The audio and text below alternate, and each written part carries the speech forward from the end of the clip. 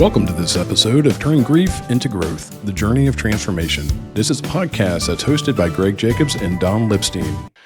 Well, good day, Don. How are you doing today? Good morning, Greg. I'm doing great. It's a beautiful sunny day here in Fripp Island, South Carolina. Well, I'd say And that it is not that here in Kentucky. It is misty and rainy and cold and like 40 degrees outside, so it's kind of nasty. come on down. We're at 65 right now, and Nice. it's supposed to be a beautiful day. So Don't tempt me. I might just come down there. you're always welcome. Well, I appreciate it. Well, Don, after the last recording that we did of episode 2 around grief around the holidays, I think we both kind of talked about maybe there were some things we left on the table. Maybe there's some things that we got sidetracked on or didn't discuss. And I think we wanted to have another go at it. So we thought, why don't we just do a part 2 of Yeah. that podcast, Grief Around the Holidays Part 2? So that's kind of what this is. And I thought I would just kind of organically see where the conversation goes in conversation and go from there. So, what are your thoughts on that? Well, I definitely feel like we left a lot on the table, and so I wanted to revisit, and I'm glad that you're willing to, you know, do that as well. Um, Bruce Conley wrote something and published it online, and it's called the Grievers Holiday Bill of Rights. And when I think of this, I didn't have that when I was fresh in my grief, but uh, but I've since found it, and I have found it to be really helpful to many of the people uh, that I coach through their grief. And so I thought, we should probably share this with our podcast listeners. Sounds good. I think that automatically, when you mention the holidays, there's this gravitational force towards Christmas as the definition of that. And I think I would like to just kind of specify that's not necessarily the case. I know in talking with a lot of people who have lost spouses, Valentine's Day can be very, very difficult for them. I've talked to a lot of mothers who have lost children. Mother's Day is unbearable. Same for Father's Day for fathers who have lost children. Those that have lost loved ones while serving in the military, Memorial Day is very hard, and July 4th, and Veterans Day, and just on and on and on. So I think there's a lot of holidays out there rather than just thinking about Thanksgiving and Christmas, which is the season we're in right now. I mean, today is November 20th, 2025. And you have this whole aspect of the holidays are looming and coming up in Thanksgiving next week. So I think we'll keep that in mind as we look at the Holiday Bill of Rights and kind of go from there. Yeah, and let's not forget about birthdays, the birthday of the deceased, as well as our own birthdays, when the deceased may have been the first one to reach out to us and give us that love, and then anniversaries as well, for those who've lost their spouse. That's a real rough day Yeah. for them. So and not to mention the anniversary. Well, I don't like to call it the anniversary of the death. I prefer to think of it as the day of remembrance. I like Um, that. yeah, it's because anniversaries are meant to be celebrated, and I don't feel like that's a day to be celebrated. I agree. I agree. Well, let's just kind of let's go into this and just kind of break down each of these kind of line by line. If you want to read like the first one, we can discuss it. Maybe I'll read the second. We can just kind of rotate. Yeah, that sounds good. You have the right to say time out anytime you need. Time out to let up blows off a little steam, step away from the holidays and have a huddle and start over. Mm. Uh, you know, that makes so much sense when we're grieving, especially when we're very, really deep in our grief, the first couple years. Um, we just need that time for ourselves sometimes. So not everyone's going to understand that, but that's okay. They don't have to. You need to do what's right for you. It's kind of funny when I hear of timeouts, I think of a parent disciplining a child and putting him in timeout in a corner. Yeah. And it's kind of like when you tell a child to take a nap and they fight it and they're like, oh, I don't want to take a nap. No, no, no. And they struggle to keep their eyes open until they don't. There's many a time where I'm like, man, I wish I was a child again. I wish I could just go snuggle up in bed and take a nap in the middle of the day, or I wish I can have a timeout. And I think this is allowing yourself the grace to be able to do that and to step Absolutely. away because I think that there's a social norm that says, no, no, no, that's only for like, you discipline, with children or whatever. But you're an adult, life doesn't stop, grow up, you've got to, suck it up, pull yourself up by the bootstraps and move on. And I think that is kind of the misnomer out there when it comes to grief is, we don't allow ourselves to take those times. Yeah. Well, Greg, if once you get to be my age, you'll be able to take a nap anytime you want. You're not a day over 30. We all know it. That's good. All right. And just in case my viewers are watching the video, I have gotten into vintage German beer steins. This is actually a mug without the top. So I drink water out of this all day long. So if you see me drinking out of it, that's good old water. I, Oh, nice. There you go. I'm kombucha, Nice. not beer. My wife loves kombucha. Never got into it. Well, let's read number two. You have the right to tell it like it is. When people ask, how are you? You have the right to tell them how you really feel, not just what they want to hear. You also have the right to smile and say you're fine because telling them how you really feel isn't worth your time. Some people will never understand anyway. Don, I struggled with this earlier on in my grief journey because it was something that I was always raised to be a man of character and integrity. It was all about authenticity. You can't lie, you can't put on a facade. And I really struggled with when people would ask me how I felt. I struggled with telling them the truth because they didn't want to hear it. And immediately they would clam up and walk away. So I think I've kind of grown into the aspect of, you know what, I can go ahead and share with them a little bit and don't have to share the whole aspect of how I feel. And it depends on the crowd that you're talking to and the receiver of that information. So if there's somebody that truly I know understands or empathizes with me, has gone through a lot of the same grief journey themselves, then I'll lay it out and I'll just tell them, hey, I'm having a crappy day and this is why or whatever. Others, I selectively choose. Do you find that you do that as well? Absolutely. I crave authenticity. I want to be authentic with people. I want them to be authentic with me. Um, but I also understand, there's times where like I can look at somebody and I know they're just not in a place that's going to be able to handle what I'm, dealing with. So I'm not going to unload on them. I'm going to allow them, and I'll say, yeah, I'm doing good, even though I might not be. That's, I think, normal, natural, when, there's other people that are dealing with stuff. You don't want to Yeah. dump on them when, that they're struggling too. So, And I think we've talked about self care in the past. We'll continue to talk about that. I do think that there can be a selfishness aspect to this as well, where the question is raised, do they not know what I'm going through?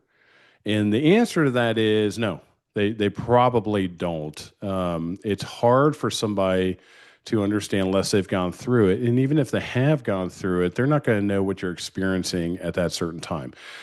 You lost Josh. I lost David. We both lost sons. We lost them in different mannerisms, different stages of life. And, it's loss overall. But your journey's been totally different than mine. There's been a lot of commonalities and similarities along the way, I'm sure. But at the same time, unless we communicate with that sphere of influence that what I like to call gets it, then it's hard for them to understand exactly what you're going through. So, kind of summing that number two up, you do have a right to tell it like it is. I just kind of caution on make sure that you pick the right audience. Otherwise, it might be futile. Absolutely agree. Couldn't agree anymore. Number three, and I just want to, before I say this, I just want people to understand we know that listeners have different beliefs and different holidays they celebrate, just like you were saying earlier. And I just, this talks about Christmas, but there's Hanukkah, there's Kwanzaa, there's, all kinds of other holidays that we can refer this to. So just change the wording as it fits your needs. So you have the right to some bah humbug days. You're not a bad person just because you don't feel like singing Christmas carols all day. And that's so true. Uh, there's many times where I just don't have the Christmas spirit um, or the holiday spirit. And it's okay. It's okay. Uh, there's nothing wrong with that. And, I miss Josh. And it does, I mean, the holidays bring that up for me still after almost 15 years. Uh, it brings up the fact that he's not here. So I don't always feel super jolly. Um, and and that's okay. Yeah, I don't know how else to say this other than at times I feel like people are eating cotton candy and farting out unicorns. Um, around me where it's like, oh my gosh, Christmas songs are finally on the radio. And this is the most joyous time of the year. And I get to take off work and I get presents. I get to give presents. Don't you share that? And, there's a part of me that really would love to. I don't always, and I try. I really do. It's a journey. We talk about, this whole aspect of um, turning grief into growth, a journey of transformation is the name of the podcast. And that really symbolizes, I think, how our journey develops. And sometimes it is two steps forward, one step back. But I would say around the feel free, you have a right to ball humbug days. Not everything like Christmas music on the radio I turn off. Why? Because I remember, Christmas Eve when we were notified that David had died in an auto accident. And it is one of those things that somebody made a comment to me one time. He said, "Oh, Christmas will be ruined for you forever."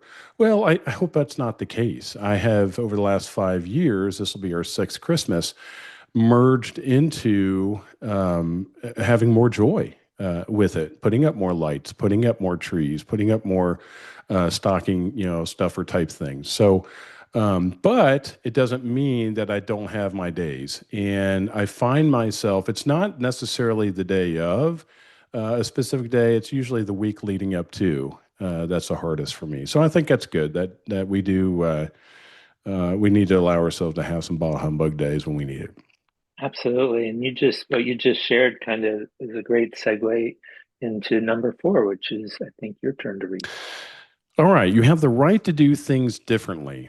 There is no law that says you must always do Christmas the same way you have always done. You can send 10 cards instead of 100 or no cards at all. You can open your presents at somebody else's house. You can do without a tree. You can have pizza instead of ham or turkey. You can be creative and start a new tradition.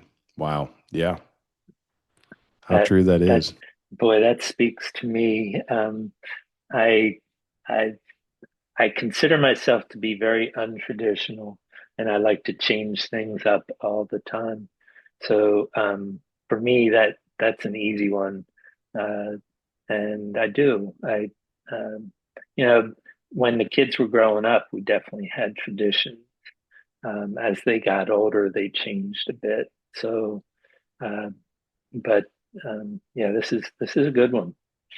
We talked on the last episode, part one of this, about me and my wife going to see Schindler's List at the community theater, and tradition is a major song, and you think about just tradition by definition has kind of an appearance wrapper of many decades, at least, if not generations, in it. I don't know that that's an accurate assessment, especially in grief. I think that tradition can totally be seasonal. It could totally change from year to year, from 6 months to 6 months, whatever. Like I said, last time, we had one of David's friends come over in year one and open up his stocking because David wasn't able to actually be there to open his stocking stuffers.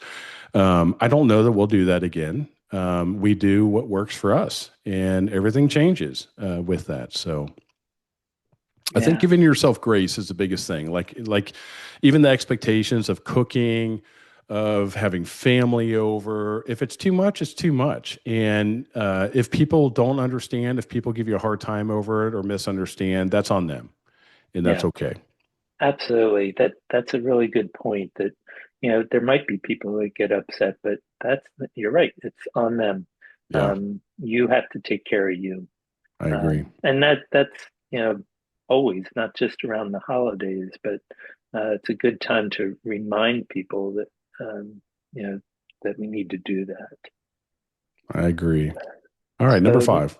number five, you have the right to be where you want to be, at home or relatives, any city or state you choose. There is no law that says you must stay home or you must go someplace.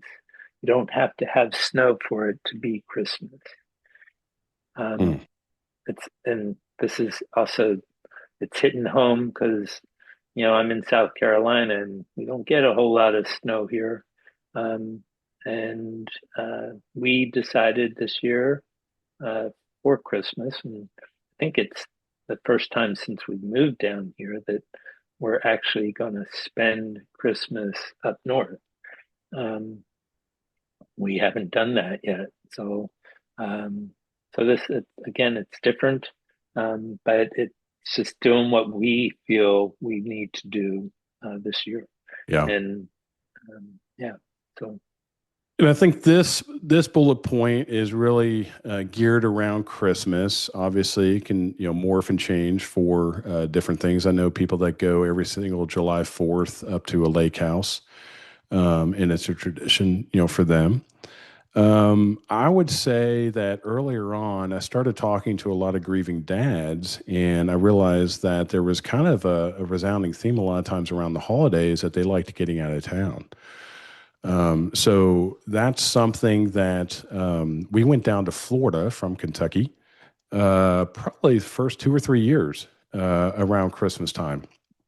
And we just celebrated Christmas after December 25th because we didn't want to be in the house and being reminded of the doorbell ringing and the notification officer here. And I've told my family, and this might change, but I've said, hey, I will not be in the house around 10 a.m. on December 24th anytime because I don't want to relive that. I don't want to have the doorbell accidentally ring or whatever it might be. So I'll go to IHOP. If you guys want to join me, that's fine. We'll go get some pancakes or whatever. So we've done that, but that doesn't mean that I am stuck to that as a tradition. That could change as we go forward. yeah, yeah. I know a lot of people that have um, they go somewhere else. They go to another country where Yeah, Christmas may not be as big a deal because they just don't want to be reminded of the holiday. yeah, Um, good point. so All right, number six, you have the right to some fun. When you have a day that isn't so bad and you feel like doing something for fun, then do it.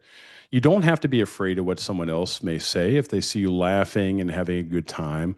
Laughter is every bit as important and healing as tears. Oh boy. So I remember the first time I laughed and had fun.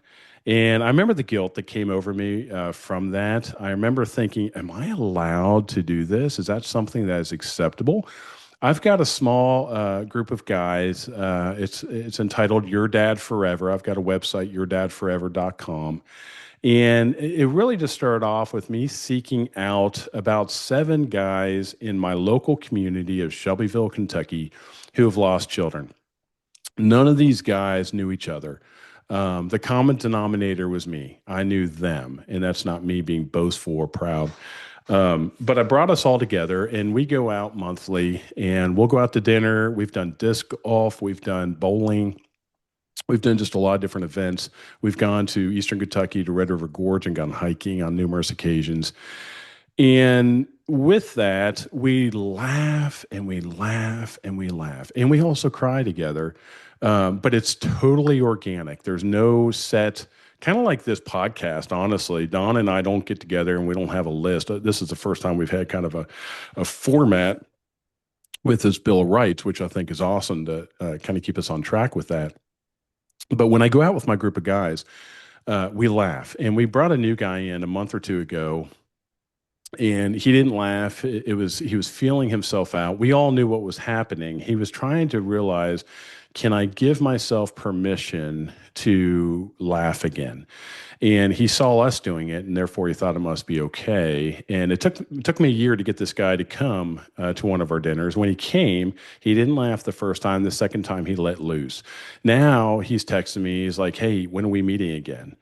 Because he realizes that mirth does the soul good, and laughter. So I think that's a great point. We don't always feel like it, but I think that we need to realize we can not feel guilt if we do laugh.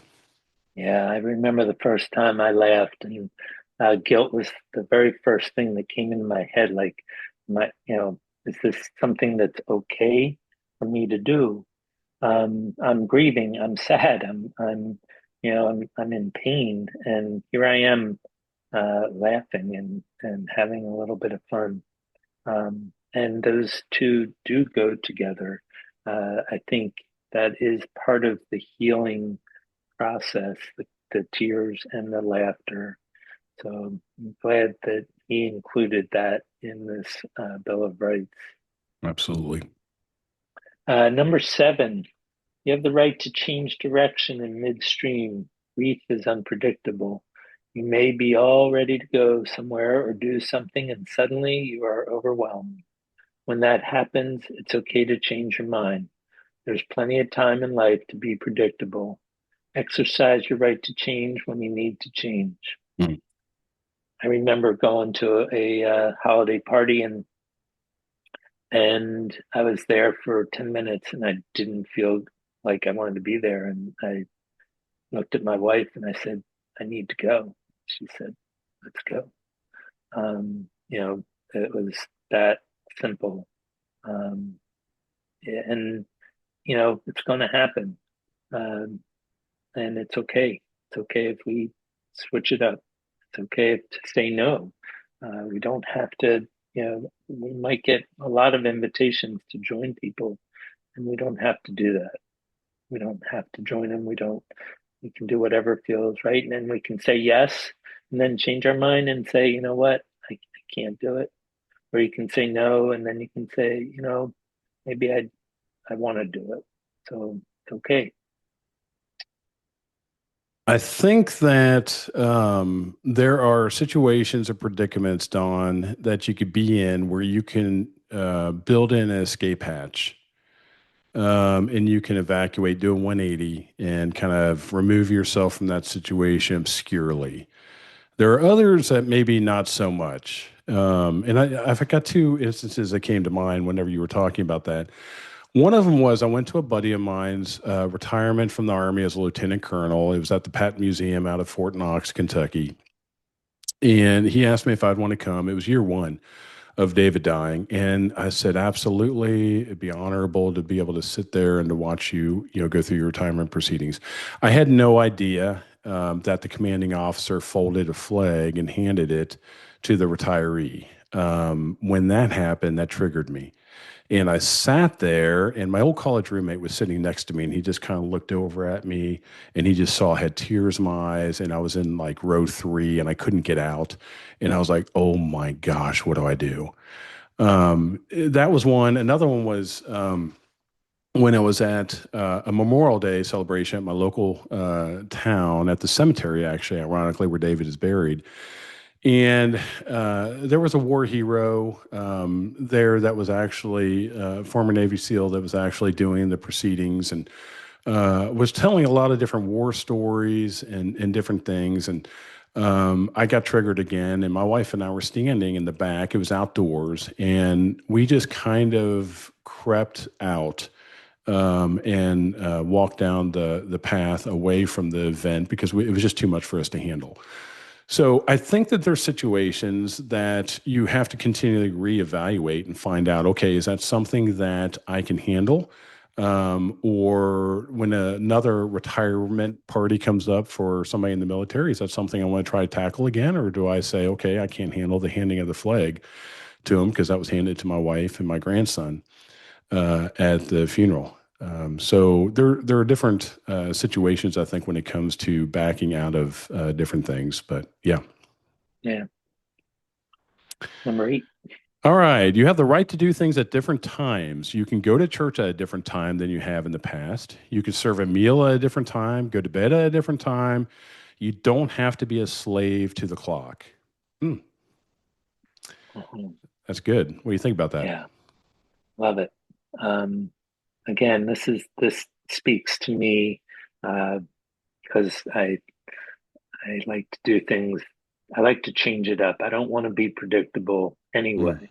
Um, but uh, but in grief, the, uh, you know, it's important to just know if it is important for you to keep your traditions and do that. And if it's not, that's okay too. If it's important to you to eat at the same time, go to bed at the same time, it that's good. Do it. But if you feel like you want to change that up, that's okay too. Like yeah. any whatever works for you is what is really the important thing here. Yeah. Um, it's all about what's going to make me feel better. And sometimes we don't even know what that looks like, what that's going to be. So if you try something and it doesn't work, it's okay to go back to whatever it was you were doing before. You know.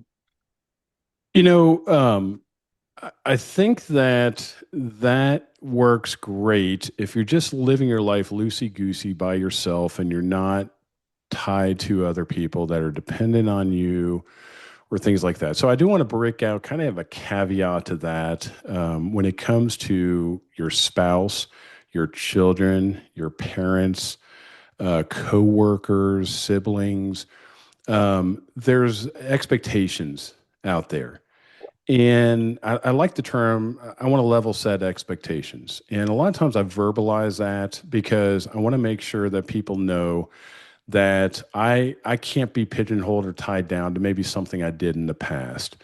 Therefore, I afford myself the flexibility and alternative aspect to whatever that might be. And I think there is a difference between tradition and routine.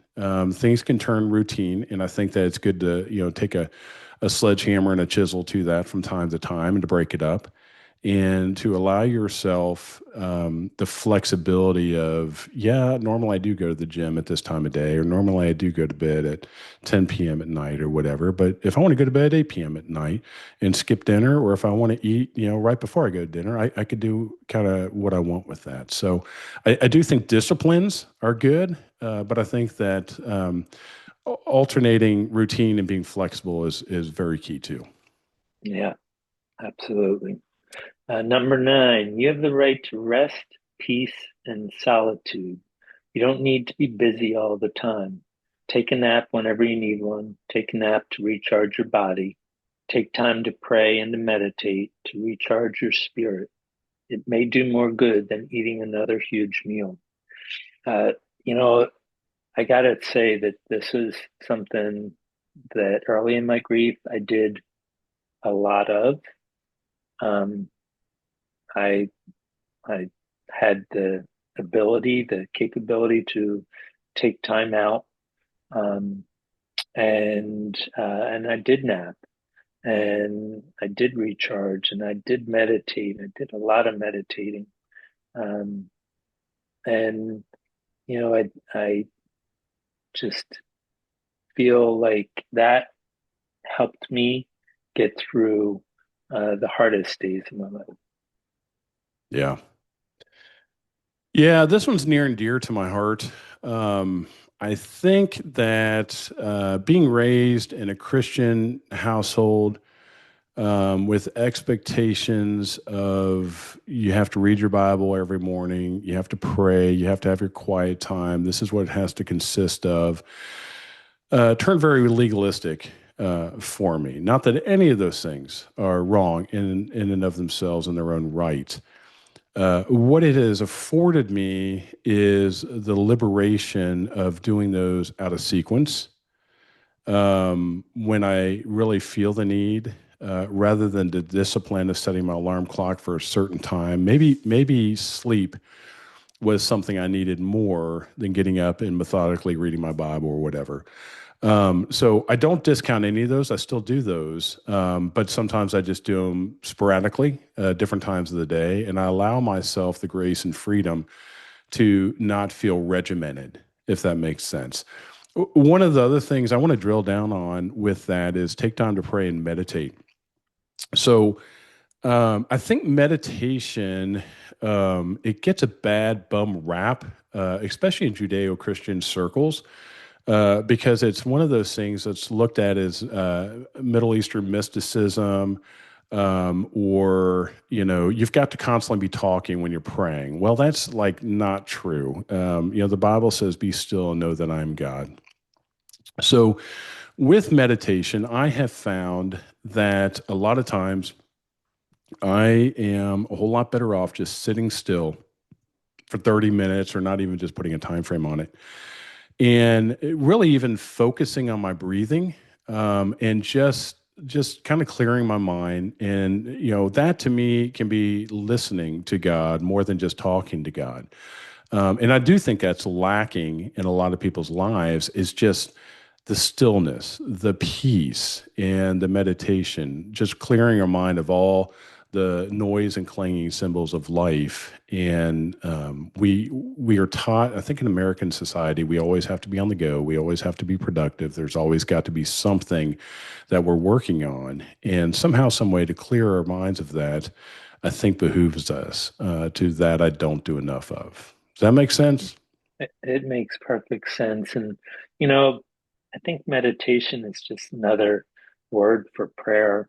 It's the same thing, it really is. It's Yeah. connecting with our inner self and our higher power, whatever that may be to anybody who, and we all have different versions and thoughts about what Yeah. that looks like. But I think meditation and prayer are pretty much the same. Yeah.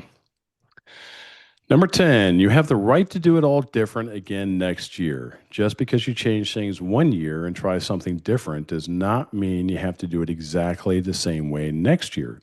You have the right to change things how you want to change things. So that's kind of like we were saying at the beginning with the stockings, the lights, and this is around Christmas time.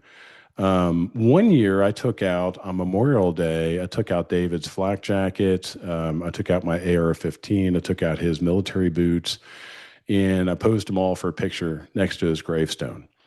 The next year, I just simply went out and said, "Hey, David." So everything is just different. It comes in seasons, it comes in cycles, with your grief. Yeah. Every year I celebrate Joshua's birthday. Some days, some years I have a plan. I know what I'm going to do.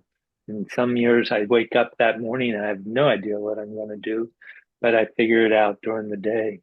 Um, and so yeah, it's uh, we can change things however we wish to do that. Yeah. My son's birthday is 3 days after my wife's birthday. So it always overshadows it since David died. And I try to make her day special, but as we talked about before, a lot of times the days leading up to the actual event are the hardest. So it's not always the most joyous occasion for her on her birthday, and she's just coming off of December when he died, December 23rd of 2020. He's buried in January. So it's like you got December, January, and then February, and it's like, can I have a reprieve from some of this? So I think it's okay to not make a big deal. It's okay to make a huge deal. It's whatever works for you with that. I do. I kind of want to circle back on a thought I had when it came to those around us. When I was talking about our peers, whether it's family members, whether it's coworkers, whatever, and not really understanding what we're going through. So there's a difference between sympathizing and empathizing. Sympathizing is me feeling sorry for somebody. I hate they're going through that. Empathizing is something that I can feel empathy. I can bear that burden. I actually have encountered that sort of burden myself. So with that, I remember that a good dear gentleman, a friend of mine, I've known my whole life practically. I was talking to him one time, and this goes back to the it's okay to do a 180 type thing. I made a comment to him. I was really struggling in my grief. And he said, "Oh my gosh, you're still struggling with that? I thought you were doing better."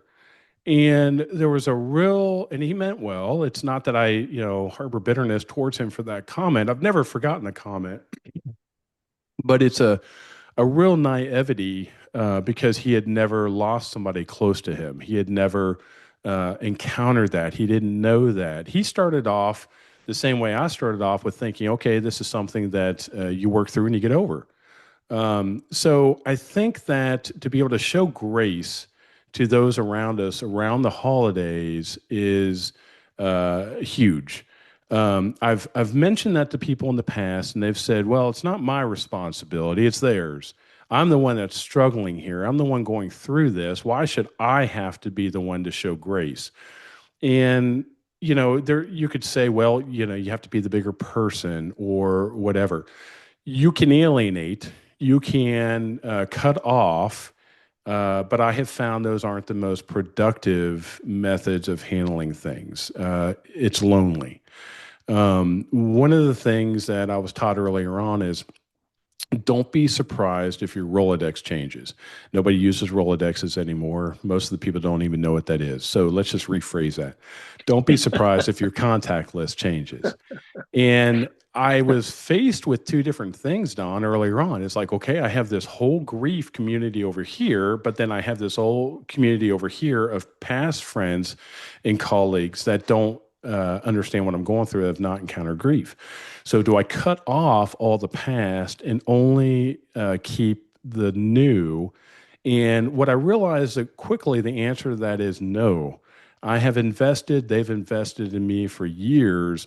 Though they might not comprehend, I will choose to open up and divulge deeper emotional thoughts with those that are currently going through or have gone through what I've gone through in the grief journey. So I think it's important to show grace, and I think it's important to make sure you keep all of those in your world and in your life, unless they're caustic, unless they are causing bitterness, divisiveness. I think it is okay to take your pruning shears out and trim the branches from the tree a little bit on that. Would you Yeah, agree? I totally agree. And grace is something that you hope somebody would extend to you if you happen to say Yeah. the wrong thing to them. And you said that you won't ever forget that, and partially because you probably don't you won't want to say something like that to someone else, Yeah. right? You know how you felt when it was said to you, so we learn from other people, and I do feel like they can educate us. Those people that don't understand grief can educate us, and we can also educate them if we feel the desire to do so, and help them to understand why that might not be the best way to approach the situation in a loving, Yeah. kind way, of course. Yeah. Um, and I just before we close up here, I just want to thank Bruce Conley Hmm. again for this the Grievers Holiday Bill of Rights that can be found online. Um, and what a great gift he has given to the world. I agree. Yeah, I think it's a good roadmap for grievers around the holidays and just kind of some different line items to review, to go over, by all means. Yeah, Not to segue from that, but I did want to just kind of mention another point. Golly, David died in 2020. I want to say it was about 3 years before that in 2017. A dear friend of mine lost his son in an ATV accident. And I remember making a comment to him, innocently enough. I remember taking him out to lunch and trying to make him feel better and help him get over this. And then when David died, he was actually on vacation down in Florida, and I called him. And when he got back in town, he came over and he said, "Let's go for a walk." And we walked around my neighborhood, and it was starting snowing. I remember clearly it was cold out. And he said, "Greg, do you remember when you made this comment to me 3 years ago?" And I was mortified. And I was like, "Oh my gosh, I did I say that?" Because you did. And he said, "I'm not bringing it up because I'm trying to hurt you. I'm bringing it up because I want to prepare you that people are going to say stupid things to you." And I'll never forget that learning moment. It was just a real epiphany for me because I did nothing but love this guy. He was a close friend. I was well intentioned. I was doing the right thing. But as soon as he reminded me of that, it just cut to the quick for me. I was like, oh my gosh, how could I have said that? Because at that point, I finally got it. I understood. So I would say that around the holidays, you're going to hear people that are going to say stupid things. Like I've got a buddy of mine who, out in the shop at work, his workers play Christmas music, and he yelled at him. He's like, "Do you not know what I'm going through? How can you play that?" Because his daughter also died around Christmas in an auto accident. And to my comment to him is, no, they don't understand. No, they don't know. And we do need to let them be joyous. It's much better for them to be joyous than not. We don't want everybody to feel the hurt, the damage that we have felt. We don't wish this on our worst enemies. But I do think it's important to acknowledge people do say stupid things. And to that, we have to be like oil on a duck and let the water just kind of roll off our backs. And that's easier said than done. Do you think you can prepare yourself for that in your heart, Don? prepare myself. For That's people saying stupid comments, is there any way oh, of of putting course. Teflon on? Um, you know, that's that's a really good question, and um, I I feel like you can, if you expect that people are going to be doing that, um, and just allow them grace. But it's hard for some people, and that's okay too if you do get hurt. Um, just all I would ask if it was me that was saying the stupid thing is that I'd be told that, hey, Yeah. this that was really dumb of you to say, and here's why. Yeah. Um, so if it happens, um, you know, do your best to educate. I Yeah. think that's the key, because grief. If I've never learned as much as I have about life, and except through grief. I mean, that's where my learning really began.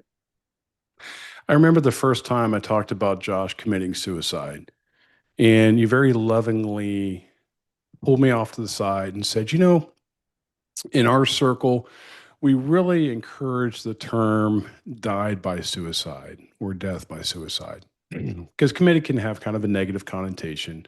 There is definitely a sickness and a mental health aspect to suicide. And that's more your world than it is mine, although it's turned into a lot of mine because I deal a lot with suicide survivors and the parents. But just one little change of word and connotation can make all the difference in the world. Here's the thing, Don. I wouldn't have known that if you hadn't very lovingly pulled me off to the side and said, "Here's what we recommend and suggest." Now, every time in the media, when I hear, committed suicide, this and that, it just kind of rakes against me. And I'm like, you know, something, it doesn't take much to change some of the verbiage if it's going to offend. Yeah. So I do think It, that's a good example. that is a great example. And another example is that when, people often say they get triggered by something, um, and that can bring up some difficult uh, emotions for people. So we have been talking about what do we say instead of trigger, activate. Mm. It's activated, some of our emotions. So uh, yeah, language matters. And believe me, when I first came into grief, I did not think language mattered at all. But I've learned so much about life um, through grief. It's kind of crazy, Yeah. but that's I've done more learning through about life through my grief than at any other time in my whole life. Yeah, you talk about activate. It's like, every time I see something on Facebook where it's like a mangled up car, somebody drove by and took a picture and they're just posting about the person who's laying on the side of the road, whatever it might be. And I'm like, why would you do that? Because immediately I go back to my son in his mangled up car and I'm thinking about all those that have encountered loss through a traffic accident, or lost loved ones, in that, and it does activate, it does trigger. I hadn't heard that about the trigger word, but I think that there is a sensitivity aspect. To play devil's advocate, I've heard people say, "Well, that's your fault if you're triggered," and it's like, well, yeah, that probably is, and that's something I'm working through. So I could definitely use your assistance in helping me with that. So Right, it's really not a matter of placing fault or blame. It's just a right. matter of, hey, this is kind of what I'm going That through. Or do you care enough for me to walk alongside me and be conscientious of that? that is such a good point, Greg. I'm glad you said that. I'm really glad you shared that because that's important. Well, tune in for future episodes, Don, because I have more good points coming up. I can't wait to hear. uh, Well, we'll go ahead and conclude this episode of Grief Around the Holidays, Part 2. And we look forward to sharing more of our journey with you in the days ahead. Thank you for joining in. Thank you so much for taking time out of your day to listen. We hope turning grief into growth spoke to your heart and becomes a part of your own journey of healing and transformation. If you know someone who could use a little hope, please share this episode with them. And don't forget to follow, like, or subscribe on your favorite platform so you don't miss what's coming next. Don and I can't wait to share more conversations to help you keep turning your grief into growth. Until next time.